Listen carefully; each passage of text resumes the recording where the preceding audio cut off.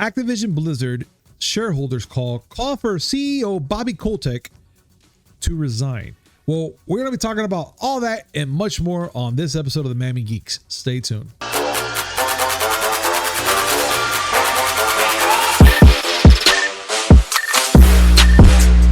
Yo, what's up, everybody? Welcome to a brand new episode of the Miami Geeks Weekly Updates, brought to you by digitalcracknetwork.com. I'm your host, I'm your host, Punisher 305, and with me, as always, old school gaming specialist, Uncle Willie. Your mouth's not working today. Oh, no, it's not. It's called lack of sleep and work. I mean, it just happens. I sympathize with all those problems. I get it. Thank God that you do, because a lot of people were like, but that's nothing. That's just whatever. They don't understand. They don't. They don't understand the life of an IT guy. They don't. And that's the sad part. They think it's all push a button, password resets, fix a printer. No, there's more to it. It's also the bullshit we have to take from everybody else that criticize us and yelled at us. And is it done yet? You just not just that. You're essentially on call 24/7. Mm-hmm. That's if I'm lying, stop me. You're essentially on call 24/7. I'm living proof of that. I got called one day at 2:30 in the morning. No, I am not forgiving you, Barry. No. IT work sucks, folks. It does. Get a more honest job, like stripping. Right? Yeah, there we go. Well, this is brought to you by. Not yet. But anyway. Yeah, soon. But you know what, Willie? Let's get down to it, man. There's a lot to talk about. And let's talk about what's going on here with Activision Blizzard, man, which it looks like the shareholders had a call for CEO Bobby Kotick to resign. And I'm not shocked. I mean, how did this not go on since the beginning of the year with everything that's been going on with Activision Blizzard? You know what I'm saying? Well, truthfully, it was the result of a report that the Washington Post published yesterday. Okay. Like, the thing with Activision Blizzard's been going on for a while. Okay, let's go over it again, because I know there's people who might not know. Okay. A few months ago, state of California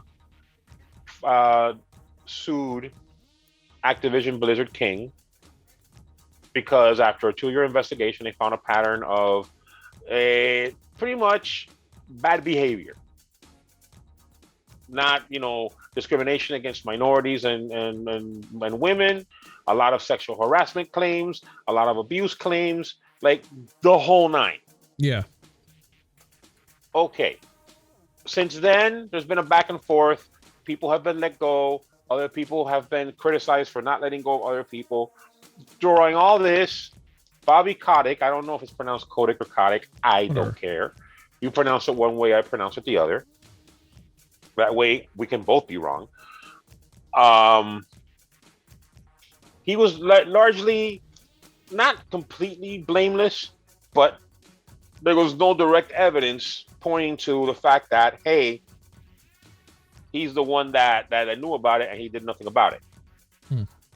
Well, in yesterday's Washington Post report, they have, now, I'm going to say this, allegedly, because they don't have any sources that came forward that were willing to identify themselves, and they have transcripts from conversations that were had either through Slack or through other means. Okay. So it's not definitive. Okay, this person said so. So we're gonna go with allegedly. But allegedly, there was one. I forgot the gentleman's name, and I don't care to look for it right now. I take it back. No, I don't know his name. But he worked at Treyarch and was responsible for some of the Call of Duty games. He had been called out by HR for a claim of sexual harassment, and it was advised that they fire him. And according to the report, Bobby Kotick actually jumped in front of the bus and said, hey, no. Don't worry about it. I'll take care of it. Mm-hmm. That guy resigned yesterday, by the way, after all this popped. Oh, God. And they detail other instances that show that allegedly Chairman Bobby knew what was going on and turned a blind eye to it. On top of that, related story, that's the one that we were going to talk about next. Okay. Remember the whole brouhaha, well, not brouhaha, but all the questions that people were asking when a couple of weeks ago, Jen O'Neill, who was recently promoted to co-president of Blizzard, suddenly resigned. Yeah. I remember. Okay. Yeah, it was a big uproar about in that regard, again, to recap, former President J. Allen Brack resigned after the shit hit the fan with this whole investigation and lawsuit. And Activision Blizzard King decided to promote two people to be co-presidents. They promoted Mike Ybarra, who is a Blizzard person for I don't know how many years. And they promoted Jen O'Neill, who was head of Vicarious Visions and had been with the company for 18 years. And basically the way they spun this was they're going to both share the responsibilities of leading Blizzard through this crisis. Okay. And people saw it as a decent enough move, at least showing that they're willing to promote women in the company. She will be the first the first president of any part of Activision Blizzard King in its history. And so it was a big deal. She resigned. She said that she was going to resign effective the end of this year, a couple of weeks ago. And she, said that she gave they attributed a letter that she wrote saying that, there's no bad reason for her leaving. She just, has to do other things, but she is happy with the way things are progressing at Blizzard, and they're showing that they're really trying hard, and all that was bullshit. Okay. Why? What happened though? Because it has come out that the reason why she was resigning is because they were not responding to her requests to get paid the same amount of money as Mike Ybarra. Oof. Yes, they were co-presidents, but Mike Ybarra was making more than her. And in fact, the only time that they went and decided, okay, we'll give you the same amount of pay, is when she tendered her resignation. Wow, dude, Blizzard is looking bad and worse. I'm sorry. Fucking time. I'm sorry, but if all this is true, and again, we have to throw the allegedly flag out there because you can't just go and say, well, so and so reported, so it has to be true. True. If all this turns out to be true, boy, there's some stupid people. Oh my God. Knowing that they're already they're in deep shit as it is, and they pull this type of thing, oh yeah, they're just dumb. And now because things are the way they are, there's word that not only was that letter that Jen O'Neill penned not really telling the truth about what was going on, it's possible she might not have written it. And that's another huge allegedly. These are things that are being said. Because of these things that are being said, the shareholders had a call, and they basically said, we want Bobby Kotick to resign. I'm not talking about, any other remedial steps. He has to go. He has the support of the board of directors. And so they said, okay, if the board does not request for his resignation at the next shareholders meeting where, they vote on the board, they will not vote to put any of the board members in. They're not just asking for the resignation of Bobby Kotick either. They're asking for the resignation of Brian Kelly, who's the chairman of the board of directors, Robert Morgado, who's the lead independent director. These are people who have been with them since the 90s. Dude, this is getting bad. This is getting really bad. This is big. Listen, Bobby Kotick is whatever demon spawn you want to go and call him. Mm-hmm. But he's done one thing really, really well. Lie? And that's make money for Activision shareholders.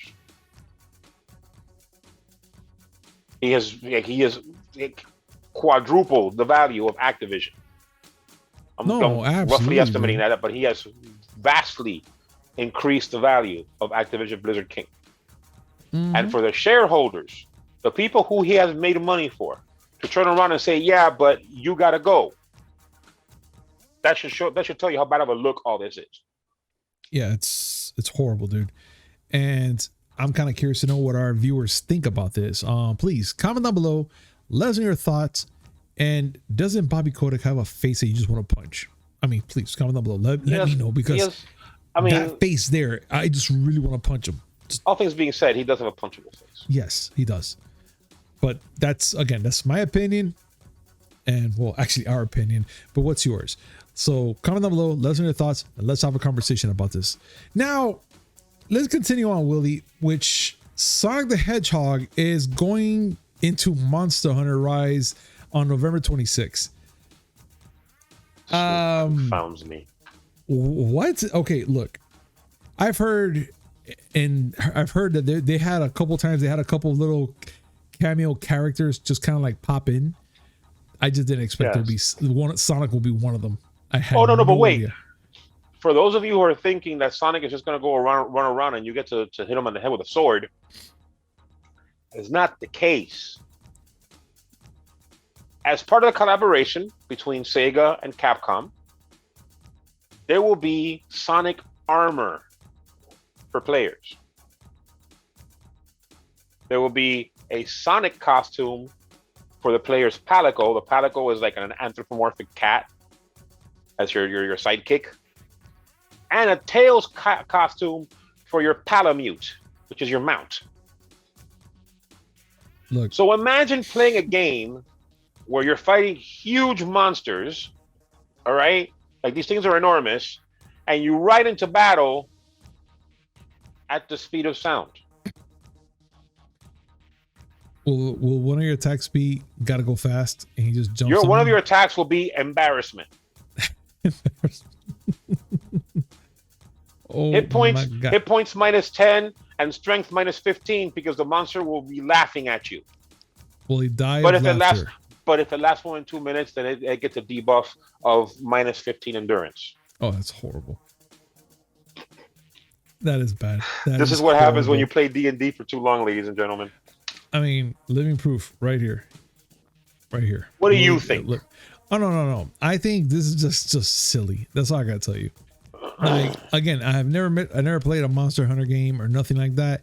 But adding Sonic the Hedgehog into this thing, and not only that, you're getting to wear his skin and tails, and I mean, dude, it's just getting silly. That's all I gotta say. I would like to see anybody out there that plays this game with that skin, because I want to see what's the outcome, if it does look pretty cool or whatnot. Again, I'm a huge Sonic fan, but knowing that this is happening, it just blew me off. I have a couple of questions about this. Tell me. Is the implication that your character fought, killed, and skinned both Sonic and Tails? How big were they? Let's be honest. Because Sonic and Tails? Yeah, think about it. Because now we're getting down to the real thing here. Sonic and Tails can't be no bigger than maybe what? And I'm just giving you a hunch here. Like what, 3 feet? Knee high. Yeah, knee high. Maybe. Like around 3 feet, 2 feet around there. Well, you can go based on the movie. Yeah. So I'll say 3 feet, yeah. Yeah, I'll give him that much. I'm giving him that much, ladies and gentlemen. So from what Willie says, killing it and skinning it, there has to be more than one Sonic out there to skin and do this, bro. Or what? They just killed and skinned multiple hedgehogs and foxes and stitched them together and just put Sonic and Tails faces on them. Are we going? What was that fucking movie called? The Human Centipede style here? Or listen, you explain this. I don't want to explain it. That's the thing. I can only think of one thing, and it might be a mutated freaking Sonic out of nowhere, just gotta go fast, and they just kill it and wear his skin. That's as far as I want to go now. For those of you who haven't been horrified by the things that I've been saying, and who are playing Monster Hunter Rise, it's going to be available for free starting November 26th. Yeah. Just so that you have that in mind. Yeah, sure. Because they are still going to be looking forward to it. But again, if there's one or two out there that like this, share those pictures. I will love to see them and interested to know what the hell. I need to know more. Listen, at the end of the day, if you don't want to be killed by a monster hunter, gotta go fast. Anyways, so there's that, and here's this other news. Call of Duty Vanguard free weekend starts tomorrow with shipment available a day early. That's actually great news for those who bought the game, but for those that want to play the free game, even better.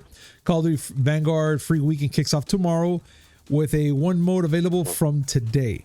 In a blog post, Activision announced that a free access to Vanguard multiplayer will run from 10 p.m. Pacific Standard, 13. That's like what, 1 o'clock? 1300, right? 1 o'clock. 1300 is 1 p.m. Yeah, 1 o'clock at Eastern, and 18, which, oh God, I hate when they put Malaysia time. That's okay, 6 GMT. 6 p.m. GMT. Yeah. Locally on the 18th tomorrow. So for those that want to play this game, jump on it. It's going to happen from the 18th to the 22nd. So yeah, we all get to have a little free game there with just one mode available. Willie, you want to die quick or what? I was going to answer that question. The answer is no.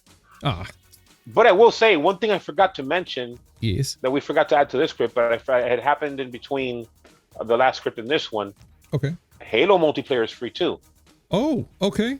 And it's out now. Oh, shoot. That's great. So Xbox Game Pass, or if you have Xbox, there you go. Halo multiplayer. That's going to be great as well. One thing I want to bring up is a quick aside. A couple of days ago, I went and got myself my new favorite chips, which are Doritos Tapatios. Oh, ooh, okay. They had the Call of Duty Vanguard double XP thing. With Mountain Dew on the side, get Mountain Dew and Doritos. Hey, listen, you might not get better at Call of Duty, but I guarantee that your cholesterol will be through the roof. Magnifique. I love it. Hey, so, listen, what? Have you tried the Doritos Tapatios? No, that's the sad part, dude. I haven't. I've only seen them at Walgreens. Only? And you need to get on those. I'll jump on them immediately. They are exquisite. Hashtag not sponsored. I'll definitely have to do that. Plus, get myself a Mountain Dew. I'll take a picture with them and like, hey, what's up? Get a Mountain Dew Code Records. If you're gonna get diabetes, you might as well go all in. Oh hell yeah, full in. Fucking retards. Just look at sugar cane. It's actually less sugar. All right, so let's continue on. So the Xbox Game Pass Cloud Gaming arrives on consoles. Willie, with them saying this, didn't we already have that already on consoles? Well, on Xbox consoles though. No. Cloud What's gaming. Going on here, though? Oh, this is something that was available to people who were on the insider track of Microsoft. If you had a Microsoft Insider account, you would have access to it. Mm-hmm. You also have to have Game Pass Ultimate. Now it's going to be available to more people in 25 markets. Yes, we are one of them. Awesome. And soon enough in those markets, it'll be available to everyone. Again, you'll need Game Pass Ultimate. The main benefits of this are, number one, you may not have to download a game before you can play it. You can just stream it. Number two, you'll be able to jump into multiplayer games if your friends are playing. No, I'm not going to get on with you guys. And not have to worry about, okay, well, don't start playing until I download it. And number three, you can actually play Xbox Series X and S titles on an Xbox One. This is the thing that we had talked about once before, where they're making it so that Xbox is an ecosystem instead of just a console. Yeah. Xbox Series X titles that are exclusive to the console, like Rift Breaker, will be playable on Xbox One via streaming once this is live. Interesting. I can't So wait. truthfully, I can't wait. That's gonna be pretty it's a way for people who can't get an Xbox Series X or S to play exclusives for that console.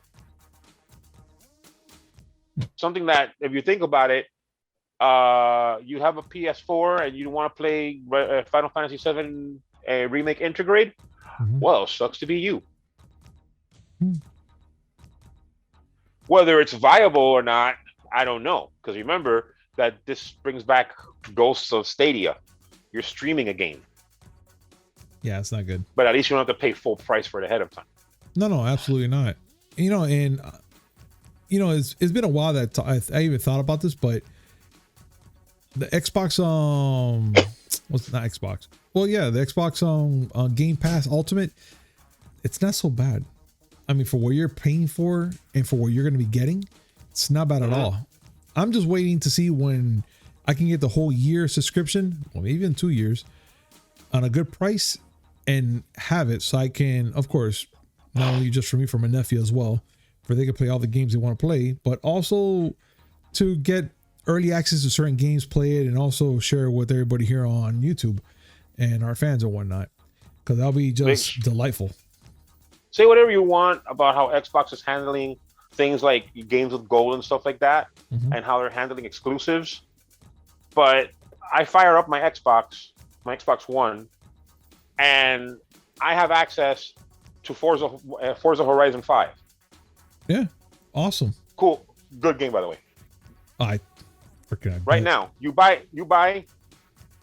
Let's say if you don't, well, you have an Xbox One, correct? Yeah, I do. Let's say you didn't have one. You go and buy one. All you do is pay for a subscription, which, whatever, right? Subscription model. I hate that shit. But you pay for a subscription, and without lifting a finger, you now have access to 100 games. It's amazing. That's how I gotta tell you. That's amazing. From a value standpoint, that's pretty cool. And dude, and not only you get that, I think you also get the same games for Xbox Gold, and you can still download them as well and be yours.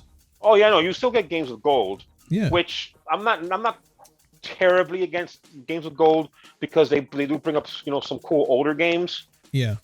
But comparing that service to PS Plus is not. It's practically apples and oranges. True. Very true. So yeah, there's I'm not gonna shit on it. I think that'd be a great thing to get.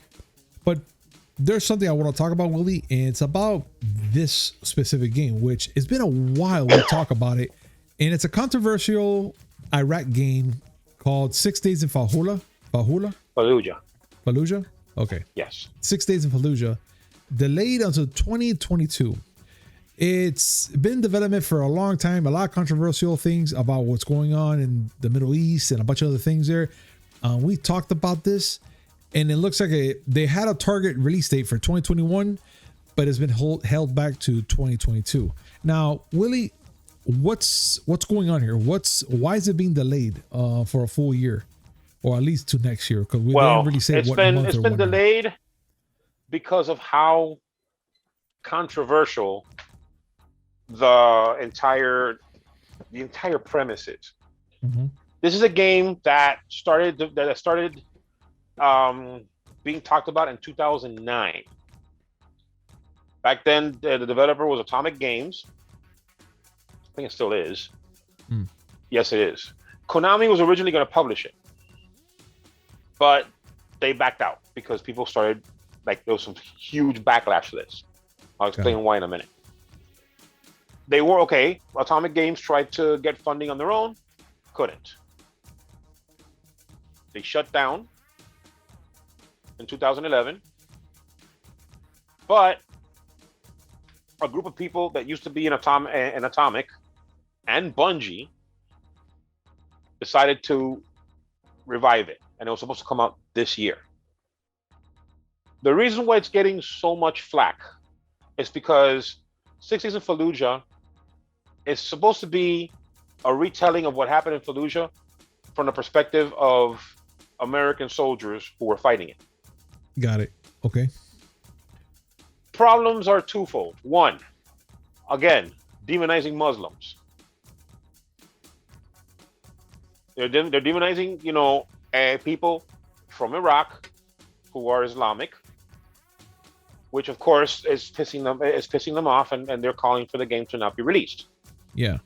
Second, there were actual war crimes that were committed in Fallujah. Like anywhere from 500 to 800 civilians were killed by American soldiers. Yeah. But I don't want to get into it too much because that's always a political issue, and I avoid politics like I avoid vegetables. But anyway, still, this is a very controversial game. The Council on American Islamic Relations has called for Sony, Microsoft, and Valve to block this game on their platforms. And this has been fighting an uphill battle, because imagine right now that they decide to make a video game that trivializes the Holocaust. Yeah. I mean, not the same scale. Yeah, but I know what you're saying. But to some people, Fallujah has the same connotation as Nazis. Listen, they want to make this game, they want to stand by their guns. No pun intended. I wish them luck. Personally, I wouldn't do it. This is like one of those. These are one of those games that I'm not sure how they're gonna pull the trigger on this one. No pun intended on that part either. But it's one of those games that it's like, I'm not sure how you think you're gonna do, but I can tell you right now the outcome is not gonna look pretty. But that's not my money, and I'm not gonna really put my neck onto that one. So whatever they want to do with it, that's up to them. It's a first-person shooter, so it's already on my okay. I don't want to play that list because of that. No, absolutely. For me, it's one of those like, okay, I guess, but not my taste in games. And it's been a minute that I play any FPSs, anything like that. Maybe I'll do this freaking weekend. Who knows? But either way, I just think that whatever happens with them in that game, that's them, and I wish them all the best. But just the same as you, I wouldn't. That's just whatever. Now, but if we are going to talk about a game, though, we are going to talk about one that's near and dear to you, Willie, and it's Street Fighter V, which is coming up with the fall update, which is going to be the final update, and it's a look at Luke. And at the end of an era, Street Fighter V, Capcom announces that it will be holding its last digital update for the game. On November 23rd, people can tune in to the final Street Fighter V fall update, and it's going to be pretty much focused on a DLC, a Luke DLC. Now, how does that make you feel? Being that you're like, you used to play Street Fighter V and a bunch of other stuff, and now seeing that they're going to be doing a final update for Luke. What do you think, Willie? First off, I don't know if you're being sarcastic, knowing the absolute venom that I spit every time I talk about this game. Not because it's a bad game. It's actually not a bad game. No, but you had a rough beginning with it. And a rough middle. That. Oh, you had a rough middle as well. Okay. A rough middle. Because, I mean, everybody should know this by now, but the game was launched half-assed. Literally, it was half a game. It was only online features. Didn't have a story mode. Didn't have an arcade mode. Didn't have all the things that fighting games should have. Yeah. They eventually released those, and the story mode was released in such a fucking ridiculous way. Something I've always railed about, and see, because we're talking about Street Fighter V, I have to talk about it again. This is a game that had updates that would come out automatically. Updates that you had to start up the game to start, because they wouldn't start automatically outside of the game. Nope. No, once you go into the game, oh, there's an update. Wait a half an hour. And then a story mode that you had to go out of your way to manually go into the PlayStation Store to download. No, I'm not bitter. Nah, you guys can tell that shit. I mean, Willie bitter? But all right. This is the end of season 5, and they said that this is the final season for Street Fighter V. I'm sure that eventually they'll come up with some nonsense about Street Fighter 6. And because I'm such a fucking simp, I'm gonna be listening because I love Street Fighter. But this character here is the last original character. Okay. This is a brand new character. No one's ever heard of this Luke guy before. And the other DLC characters were familiar characters. They were Rose, Dan, and Oro. Oh, well, Rose, Dan, Oro, and Akira. All right. Akira's from Virtual Fighter. Oh, okay. Got it. Was it from Virtual Fighter? No, Was, Akira was not from Virtual Fighter. Akira is from Rival Schools. Oh, okay. Remember that game? It's been a minute, dude. That was very dark time of and Capcom fighters. They had a whole bunch of series: Darkstalkers, Rival Schools, Street Fighter EX. They're just throwing shit at the wall to see what stuck. And if you bought the premium version of the pass, you also get an extra character, 11, not from Stranger Things. Stranger Things. Yeah. So yeah, fine, whatever. Right. I haven't gotten to season 4 or 5 characters because I fell off of Street Fighter 5 after a while. When it got good, it was good. It's a great game. The fighting's legit, and that's never been an issue. Just like Marvel vs. Capcom Infinite, the actual gameplay was never an issue. It's just the stupidity that they did around it. Do we need to talk about your Infinity Cadbury cream eggs? No, we don't. We don't have to talk that. You know what? I mean, you brought up Street Fighter 5. Can we just go to the next subject, please? No, you brought up Street Fighter 5.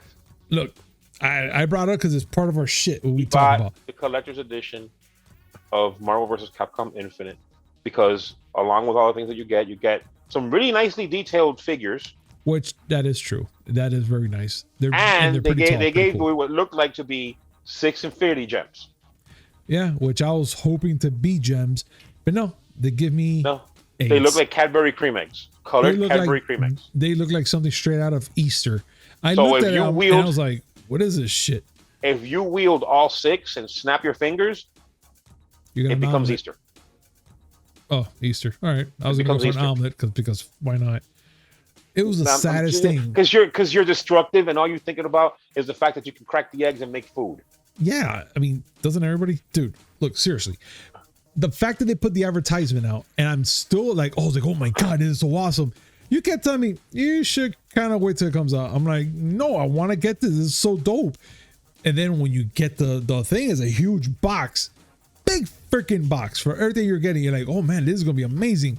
So you see me taking everything slowly and looking at it. I'm all amazed. I'm happy until I open the box.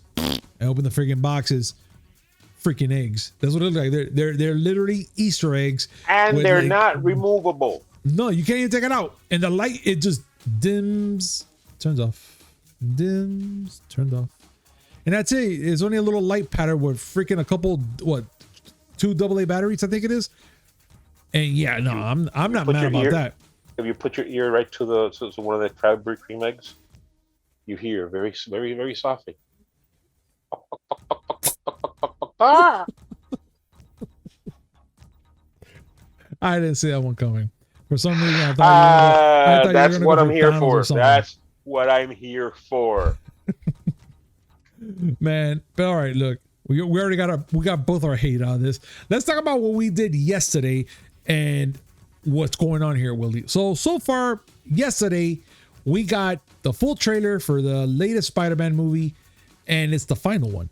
But we got to see so much in that trailer that we actually talked about it within our live viewing, but there's more, apparently. Willie, let's break it down together, dude. So far in here, we got to see the villains, which I was actually excited for because that was mainly everybody wanted to see. They wanted to see the Electro. They wanted to see Sandman. They wanted to see Green Goblin. And of course, Doc Ock. But there's a little bit more to that, which I was actually surprised. And I have to say that I'm pleased with what I saw. Willie? I am as well, mainly because they didn't show too much. The temptation with making these trailers is they show too much. They want to get asses in seats and they want to give people something that, oh my God, I gotta go see this. They gave plenty of that without giving us too much. We saw 5 of the Sinister Six. Yeah. 5 of them. As you said, Doc Ock, Electro, Lizard, Sandman, Green Goblin. We saw that Green Goblin is the original Sam Raimi Green Goblin, Yes. voiced by Willem Dafoe, and we heard his voice again. Oh yeah. We saw that Doc Ock is initially sympathetic to this universe's Peter Parker. But I feel there's something more to that. I'm gonna be honest. There may be something more to that. Remember that Doc Ock was always the sympathetic villain. Yes. Well, so was Sandman. Yeah. They were both more sympathetic. Yeah. They had an arc, and they had a method. Yes. To how they ended up, and so you can see Doc Ock being more sympathetic to this Peter Parker because he doesn't have a beef with this Peter Parker. Yeah. Remember, he had a beef with the Tobey Maguire Peter Parker because he blamed that Spider-Man for his experiment going wrong and his wife dying. Yes. Absolutely right. So, him not having that beef, why is he going to go? But you know how this is. Eventually, he may have a reason to. We see the beef that this universe of Spider-Man has with Doctor Strange.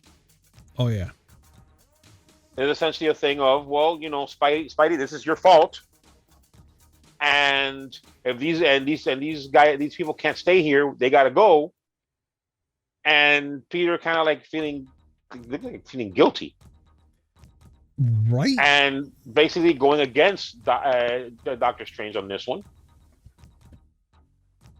We see a big climactic battle where Spidey's facing off against Electro, Lizard, and Sandman. And by the way, when they first showed that thing, that scene, I didn't see Sandman at first.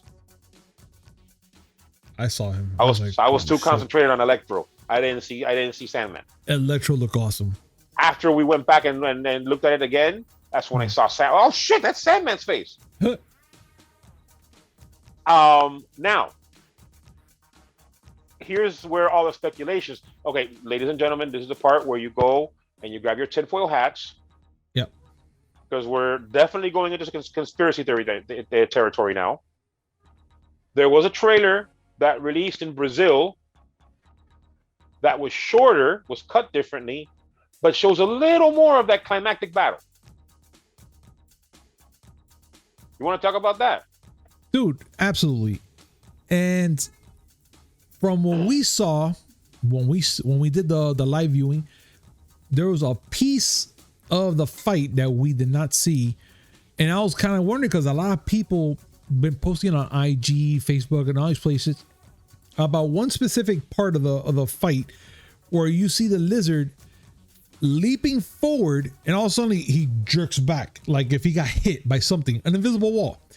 But again, everybody's pointing out at the fact that we have Tom Holland, Spider-Man, leaping forward, but then you have Electro, the Lizard, leaping forward too, but not towards him, opposite direction, just kind of like going straight across. And then everybody's kind of looking like, where are they leaping to? Where are they going to jump to? That they're just there doing that. Like, where are they heading to? And in the Brazilian trailer, we see that the Lizard apparently looks like he hit something or got hit by something. And he got hit hard because that man's neck broke. Like, he just turned. It wasn't a thing where just you see a little dent in his face. No. It turned his head to the left. Yeah, he literally looked at Sandman and that hit. He's like, oh shit, I got hit. Literally. And it kept me wondering. I'm like, is this the bad edit version of where you see the three Spider-Men supposed to show up? We're not even sure. And I would love to say yeah. Or who knows? Or maybe that was Miles Morales, invisible, kicking the shit out of him as well. I mean, we don't know. Again, tinfoil hats. This is all speculations. We're not even 100% sure what the hell's going on here. But we're just giving you what we think, and that's as much as that we can give right now. Because if we're gonna try to give you 100% of what we think it is, we might end up being dead wrong, and that can always. happen. I'm not afraid of being wrong, but I don't want to go and mislead people thinking, okay, this is definitely what's going to happen. No, definitely, man. But I will say, yeah. I will say, if you really look at the trailer, the VFX work, the CG work looks off. Mm-hmm. It doesn't look like you look at the shot of Electro. You see Jamie Foxx's face. It looks rough. A little rough. You look at the part where Peter's pinned upside down, and his mask is coming up. Yeah. The fact that his suit is like he's wearing a suit under, and just the way his Spidey suit forms around it looks rough. Yeah. Who knows if it's in reverse? Lizard looks rough. So it could be that well, I mean, we know that they're still doing VFX work. Yeah. So maybe those things are still need to be touched up. Mm-hmm. And it could be that they laid off that VFX work. Again, same hat. And they laid off that VFX work to cut this trailer where they remove Toby and Andrew Spider-Man from the scene. Yeah. I believe that. I believe that. There's a lot. I mean, there's a lot of other theories going around too, because we see Green Goblin, but afterwards we see someone else, that looks like Hobgoblin. Yeah. And we caught that. Person or somebody else? And we caught that on yesterday as well. I'm like, who the hell is that guy? Mm-hmm. Mm-hmm. And we were just wondering. We kept, we put the picture in freeze frame, whatever. We have a picture here right now where we're looking at it, and we kept wondering, is that maybe like could that be maybe Norman Osborn, like kind of like toned down from wearing his mask and he's putting on a hoodie? Maybe he's all demented or whatnot, or maybe it's the other Hobgoblin, the other Green Goblin from Andrew Garfield's Spider-Man. I mean, who knows, man? To be honest, we have no idea who the fuck is that guy. Or maybe it's this fucking guy's friend. What's his face? Was it not Norman? What's his friend? What's his son's name? Norman Osborn's son. Harry. Why should be Harry fucking coming in there as well? Hey, Dad, I missed you or something. Who knows? Well, there's another Green Goblin. Remember that the Andrew Garfield Amazing Spider-Man had his own Green Goblin. Yeah, that's who I brought up. But there's also the other Harry, and maybe in the universe they pulled him from, he became the Hobgoblin because he was a Hobgoblin in the comic books. Yeah, I mean, and mind you, we're talking about the universe they pulled him from, because remember that something that was brought up in the trailer. All these characters are supposed to be dead. Yeah. As a matter of fact, except Doctor Strange Sandman. makes a point. Except Sandman.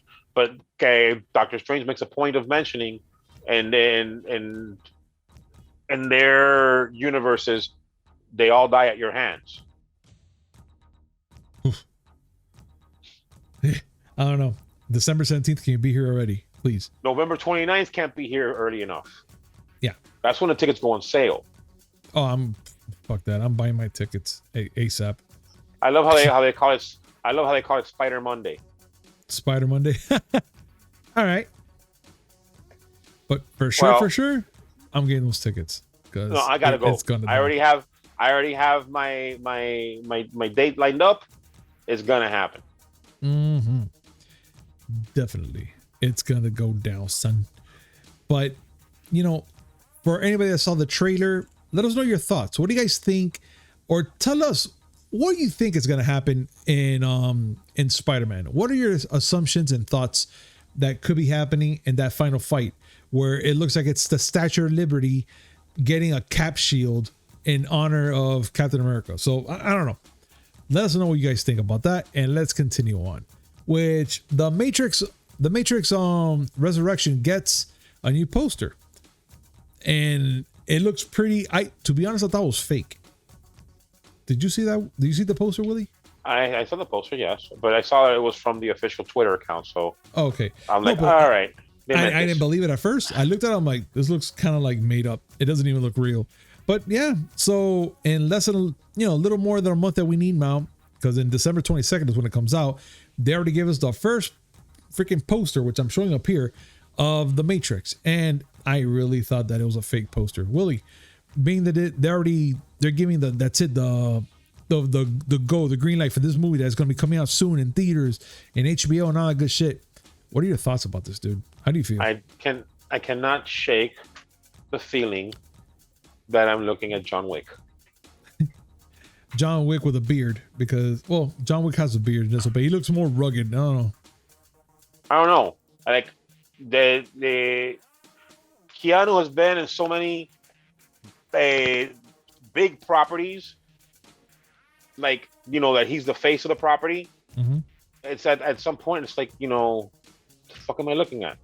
Why is John Wick wearing a trench coat? Oh wait, why is that character from Cyberpunk in this movie? Dude. Or my favorite one, dude, Ted Theodore Logan looks pissed. Man. But yeah, I mean, it's coming on the 22nd, so I'm really looking forward for that, to see how it comes out. I pray they do well with this movie. But I do want to talk about something right now, Willie, and I have a feeling this might be the last time we bring it up, and it has to do with Rotten Tomatoes. And they give out a score already for Ghostbusters Afterlife.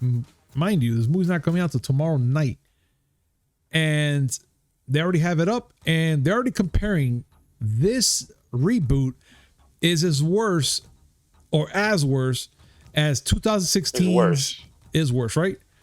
Yes. But it's worse as that movie, as the 2016 Ghostbusters reboot when they made that movie.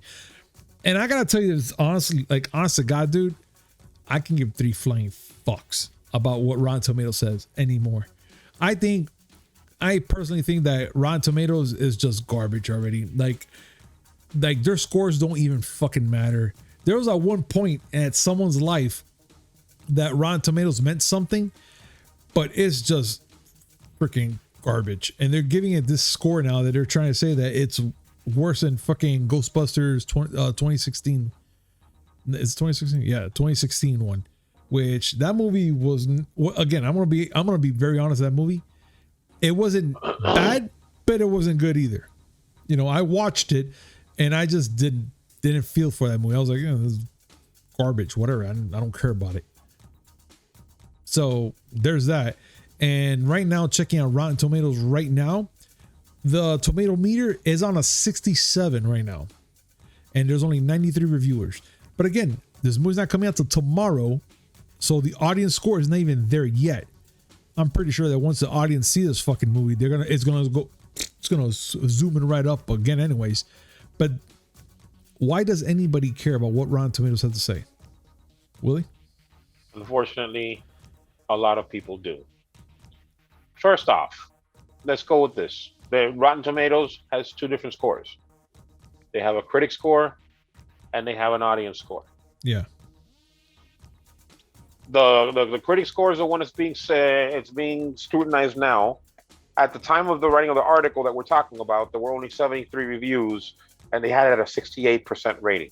Mm-hmm. Now, funny thing about Rotten Tomatoes, the score that you have there is not an average.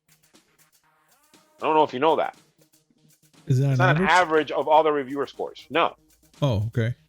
Rotten Tomatoes, the percentage they show, that's the percentage of positive reviews. So in other words, if 10 outlets said it's the greatest movie on earth. Yeah.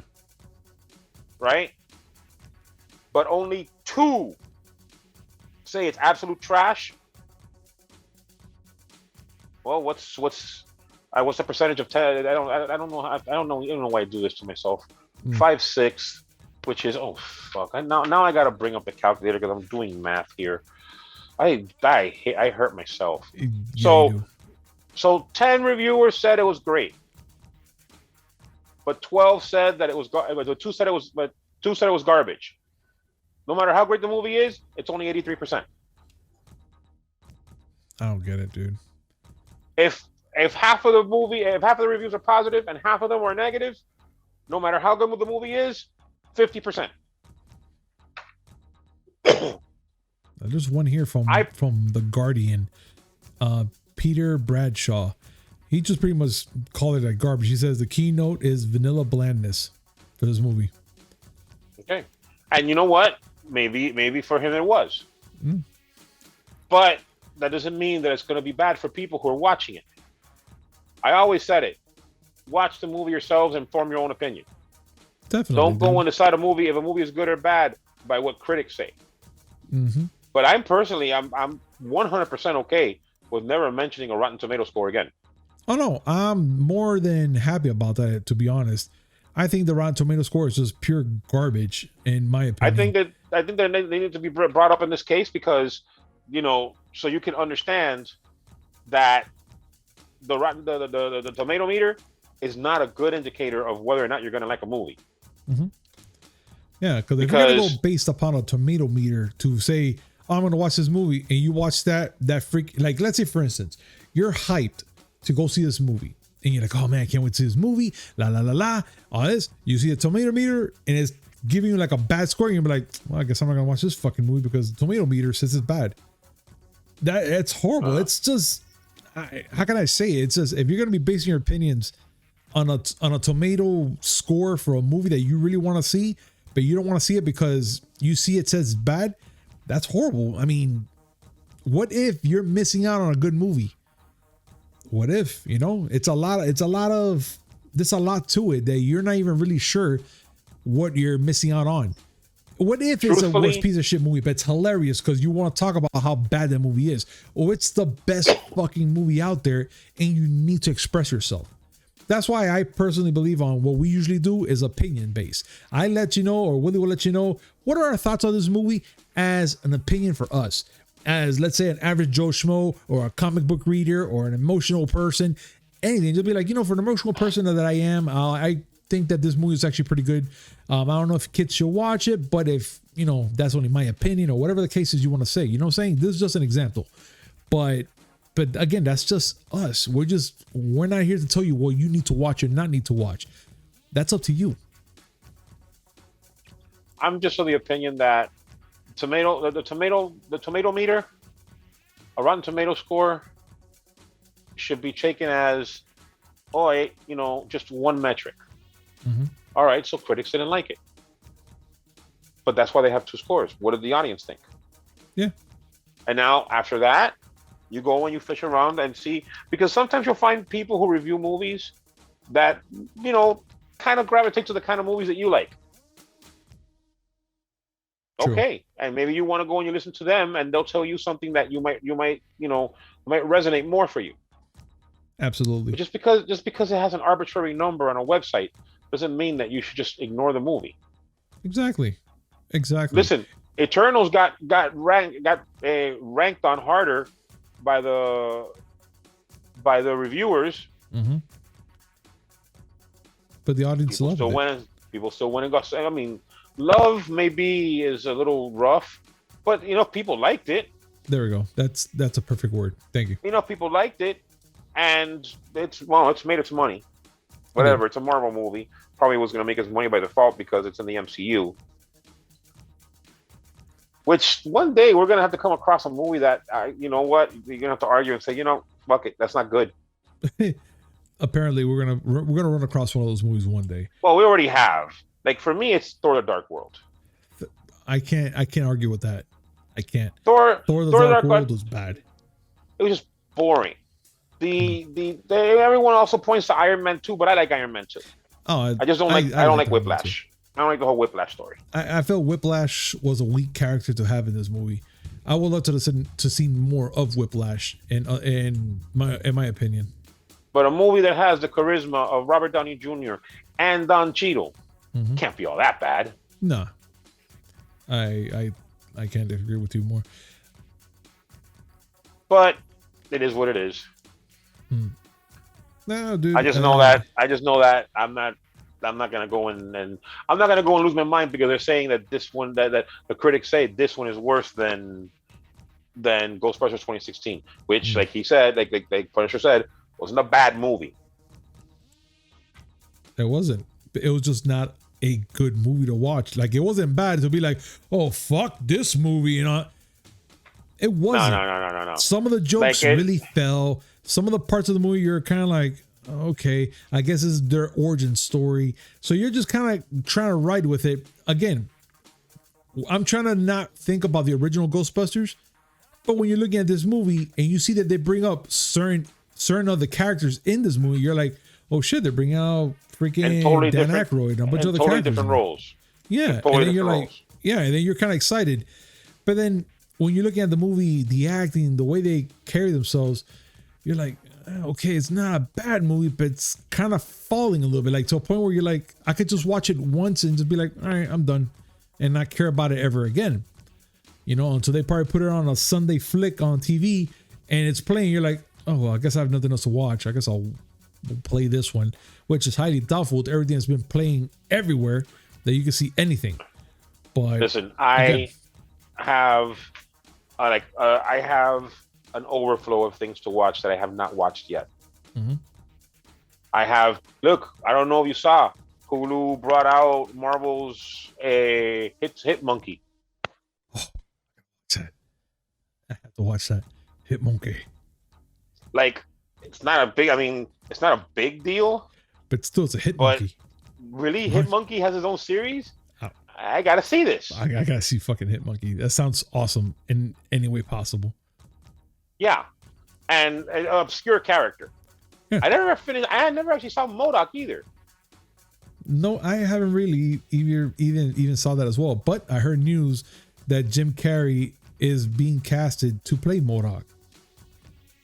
I've heard that somewhere. I don't remember where. Nor have For those of you who don't know who Hit Monkey is, imagine if John Wick were a monkey.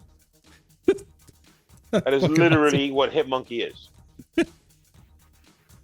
I can't wait to see it. I can't fucking wait to see it. But Willie, it's time, bro. It's time. And I want to say thank you to everybody that joined us on this amazing show.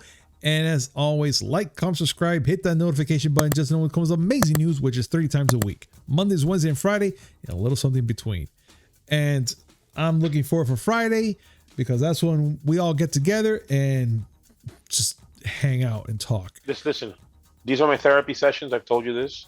Mm-hmm. These podcasts are my therapy sessions. And Fridays, I mix my therapy with alcohol. Hell yeah. But yeah, ladies and gentlemen, thank you so much for joining us. And we'll see you next time. Peace. Bye.